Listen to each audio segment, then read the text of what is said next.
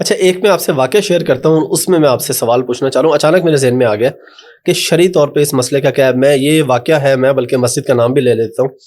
ایک نیلی مسجد ہے مانچسٹر کے اندر, وہاں کا یہ واقعہ ہے 2013 یا 14 کا. میں نماز پڑھنے گیا وہاں پہ, تو جو وہاں کی کوئی کمیٹی تھی ان کے ممبر کا بیٹا تراویح پڑھا رہا تھا اور 28واں سپارہ پڑھ رہا تھا. بہت زیادہ غلطیاں کر رہا تھا. میرا الحمدللہ قرآن بہت پختہ ہے, میں نے اس کو 2-3 غلطیاں بتا دی. جب سلام پھیرا تو امام صاحب نے مجھے پکڑ لیا.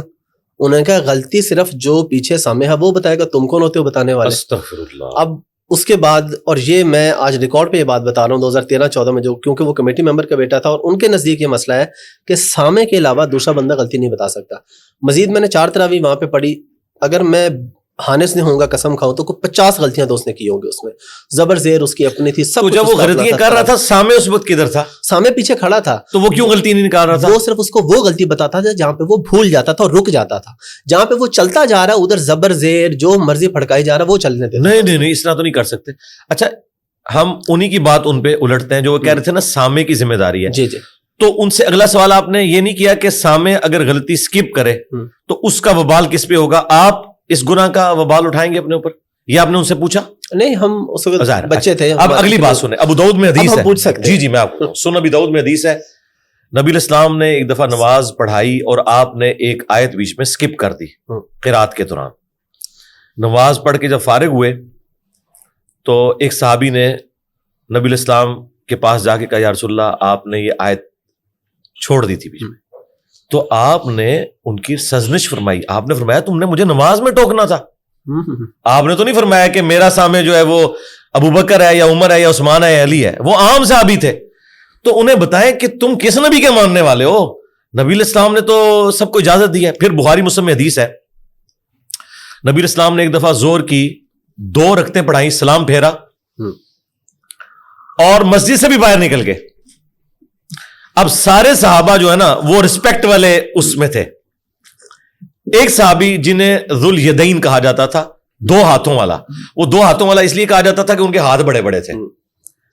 وہ نبی الاسلام کے پاس جا کے مسجد کے دروازے پہ کھڑے ہو گئے. انہوں نے کہا یا رسول اللہ نماز کم ہو گئی ہے یا آپ بھول گئے؟ تو نبی الاسلام نے فرمایا کہ نہ نماز کم ہوئی ہے اور نہ میں بھولا ہوں. یعنی نبی الاسلام یہ بھی بھول گئے کہ وہ بھول چکے ہیں. اللہ اکبر. آپ پورے کانفیڈنٹ تھے کہ میں نے 4 رکعتیں پڑھائی ہیں.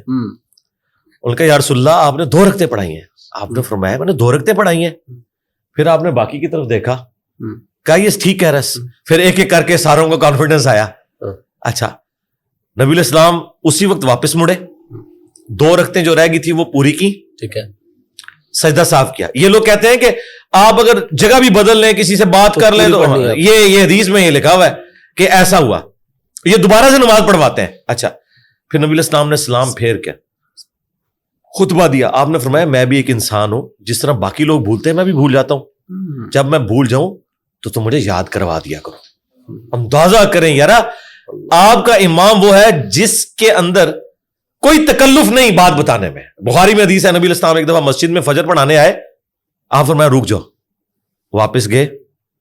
صحابہ کہتے ہیں آپ اس حال میں آئے کہ آپ کی مبارک زلفوں سے پانی ٹپک رہا تھا.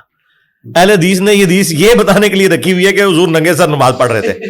اب میں غسل کر کے اگر پگڑی پہن کے آؤں تو یہ تو کتنی دیر تک یہ پانی نکلتا رہتا ہے, کیونکہ زلفیں رکھی ہوئی تھی نبی الاسلام نے, لمبے بال تھے, گیسو تھے. تو آپ نے آگے صحابہ کو خود فرمایا کہ میں جنبی تھا لیکن میں غسل کرنا بھول گیا. اور آپ مسجد میں بھی آ گئے. آپ واپس گئے, ٹھیک ہے, اور آپ نے اس کا اظہار کیا. یہ دیکھیں نبی الاسلام یقین کریں ہمارے لیے رول ماڈل اس لیے ہیں کہ آپ ایک کامن انسان تھے. جس طرح ایک کامن انسان ڈیل کرتا ہے تبھی آپ کے لیے رول ماڈل ہو سکتے ہیں نا. اگر آپ ایک عزت کا اور وہ والا رشتہ اس لیول کے اوپر لے جائیں کہ کوئی آپ سے بات کرتے ہوئے ریلیکٹنٹ ہو, تو آپ کے لیے وہ کیسے وہ شخص رول ماڈل ہو سکتا ہے. صحابہ کرام تو بالکل آپ کے ساتھ کلیئر کٹ گفتگو کرتے تھے. ایک شرعی مسئلہ ہے جو بخاری شریف میں حدیث موجود ہے کہ اگر غلام اور جو کنیز جو ہوتی ہیں, جو لونڈیاں ہوتی تھی, ان کی آپس میں شادی ہو نا, ان میں سے اگر ایک بھی آزاد ہو جائے نا, اگر وہ کنیز آزاد ہو جاتی ہے تو وہ پھر آزاد عورت ہے. وہ چاہے تو اپنے مرد کے ساتھ رہے چاہے نہ رہے. یہ شرعی مسئلہ ہے. ٹھیک ہے, وہ عورت ہوگی آزاد اور مرد ابھی تک غلام تھا. اس نے کہا میں نے تمہارے ساتھ نہیں رہنا. بخاری کے الفاظ ہیں, وہ مدینے کی گلیوں میں روتا تھا اپنی بیوی کے لیے, ہاں, کوئی وہ اس نے کوئی افیئر نہیں چلایا ہوا تھا, اور اس کی داڑھی آنسوؤں سے تر ہو جاتی تھی. اس کی یہ حالت دیکھ کے حضور کو ترس آیا, آپ نے اس بیوی کو بلایا, کہا کہ تو اسی کے ساتھ رہ. اس نے کہا یا رسول اللہ, یہ آپ مجھے حکم دے رہے ہیں یا مشورہ دے رہے ہیں؟ ہائے ہائے ہائے, آپ سوچ سکتے ہیں یہ کانفیڈنس امتیوں کو نبی الاسلام نے دیا ہوا تھا. بے شک. تو نبی الاسلام فرمایا میں حکم نہیں دے رہا, اللہ کا حکم تو نہیں میں بدل سکتا, میرا ایک مشورہ ہے. تو اس نے آگے سے کہا یا رسول اللہ پھر میں یہ مشورہ نہیں مانتی. ہاں, یہاں اگر کوئی تحریک چلی ہوئی ہوتی 295C اس پہ لگی ہونی تھی, FIR اس پہ کٹی ہونی تھی, اور کوئی مجاہد ملت کھڑا ہو جاتا, اس عورت کو جنت میں پہنچاتا اور اپنی جہنم پکی کر لیتا. اس نے تو جنت میں جانا تھا, اس نے اپنی جہنم بنا لینی تھی. بالکل. تو علی بھائی اسی سے ریلیونٹ ایک سوال کہ امام اگر غلطی کرے اور پیچھے کوئی نہ بتا سکے, تو جو نماز سے باہر کو بندہ بیٹھا ہوا ہے وہ بتائے تو کیا نماز خارج ہو جاتی ہے, فاسد ہو جاتی ہے؟ نہیں, باہر والے کو ویسے تو انٹریکشن اس کے ساتھ نہیں کرنی چاہیے, ٹھیک ہے, لیکن اگر باہر والا بتاتا ہے تو یہ فقہ حنفی والوں نے ایک مسئلہ بنایا ہوا ہے کہ نماز جو ہے وہ فارغ ہو جائے گی. کیوں فارغ ہو جائے گی؟ خام خواہ آپ نے یہ چیزیں بنائی ہوئی ہیں, اس سے کوئی فرق نہیں پڑتا. باہر والا بھی بتا دے تو کوئی فارغ نہیں ہوگی. اور دوسرا اصل ایشو میں آپ کو بتاؤں کہاں ہوا ہے. یہ جو سامع ہے نا, ہمیشہ ان کی منزل آپ کو پتا ہے اس پڑھانے والے سے کمزور ہوتی ہے.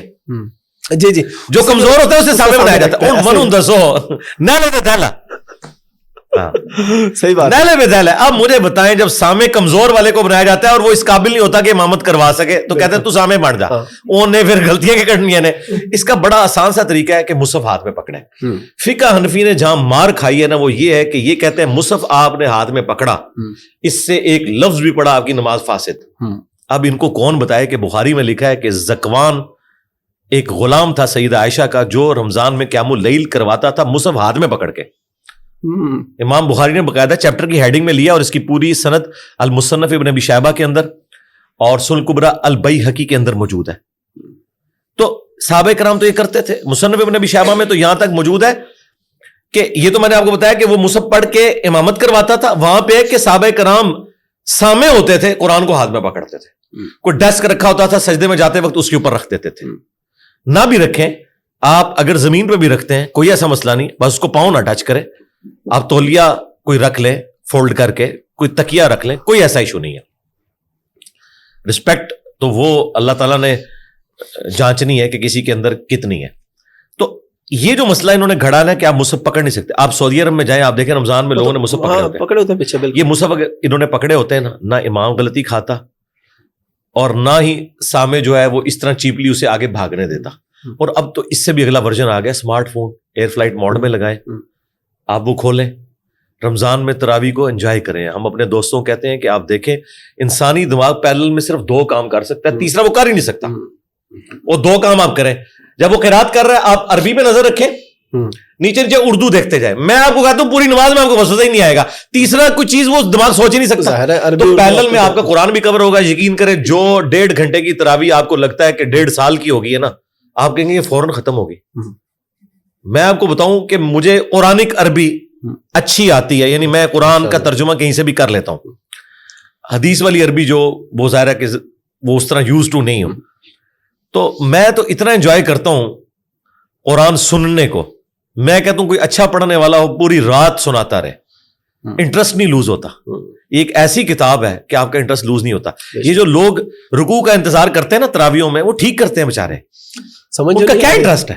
ہاں, ایک تو انہیں ان کا ترجمہ نہیں پتا, پلس عربی بھی نہیں سمجھ آ رہی. یعلمون تعلمون ہے نا. بالکل. ہمارے محلے میں ایک مسجد تھی, وہ حافظ قرآن پورا مہینہ 2-4 صورتیں ہی نا آگے پیچھے کر کے انہیں سناتا رہا, اور وہ خوش تھے کہ ہمارا قرآن چل رہا ہے. لیکن اس کی عقل مندی تھی, اس نے سورہ یاسین سورہ ملک نہیں پڑھی, ورنہ تو پکڑا جاتا نا. ہاں, اسے بھی پتا تھا کہ بس یہ اس طریقے سے میں کام چلاؤں.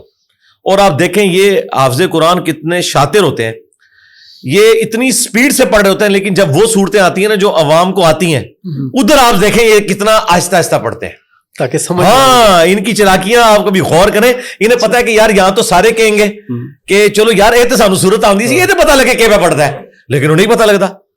ٹھیک ہے, اس لیے نا وہ پھر کہتے ہیں آہستہ پڑھو آہستہ پڑھو, تاکہ اس چیز کو ہم اویل کریں کہ یار ہم ٹھیک پڑھ رہے ہیں, اور جیسے ہی وہ صورتیں گزرتی ہیں پھر دڑ دڑ کر کے نا آگے چلتے ہیں. اور یہ میں آپ کو بتاؤں, یہ قرآن کی توہین ہے.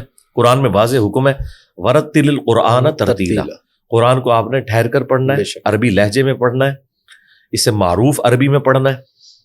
ویسے آپ مجہول عربی عام حالت میں بول سکتے ہیں اللہم صلی علی محمد, لیکن صلی لفظ ہے لیکن یہ چل جائے گا. لیکن قرآن میں لام زیر لے نہیں آپ پڑھیں گے, لام زیر لی ہی پڑھیں گے. تو یہ سیکھنا ضروری ہے. اور اب ماشاءاللہ یہ سوشل میڈیا کی برکت سے اور عرب کاریوں کی ویڈیوز دیکھنے کی برکت سے لوگوں نے بڑا امپروو کیا, اور قرات کا ایک دور ہے. آج سے 20-25 سال پہلے تو آپ کو کوئی قاری ملتا تھا, اب تو ماشاءاللہ پوری طرز لگاتے ہیں لوگ, اور ایک پورا پیراڈائم شفٹ ہو گیا اللہ کے فضل سے, الحمدللہ.